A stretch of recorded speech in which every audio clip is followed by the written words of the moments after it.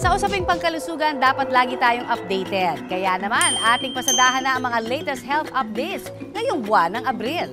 Stay hydrated mga kapuso dahil mararanasan pa natin ang mas mainit na panahon hanggang buwan ng Mayo. Naku naman! Ayon yan sa Philippine Atmospheric, Geophysical and Astronomical Services Administration o PAG-ASA.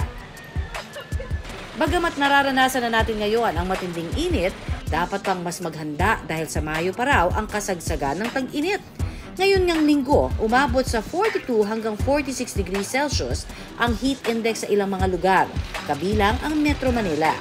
Kaya mas pinapaalalahanan pa ng Department of Health o DOH ang lahat na ugaliing uminom ng maraming tubig at iwasang magbabad sa araw para makaiwas sa heat stroke.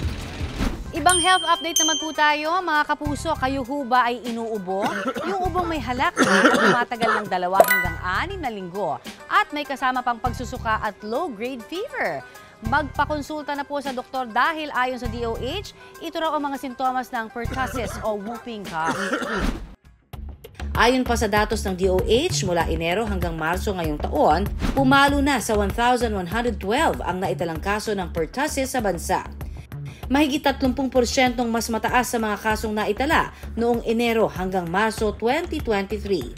Ngayong taon, 54 na katao na rin ang namatay dahil sa pertussis. Kaya naman, pinapaalalahanan ng DOH ang publiko na magpakonsulta sa doktor para magabayan at mabigyan ng tamang vaccine para labanan ang sakit na pertussis o whooping cough. Naku mga kapuso, ingat-ingat po tayo sa mga lamok ha, kahit mainit pa ang panahon. Dahil ayon sa DOH, tumaas ng 70% ang malaria cases sa bansa noong 2023.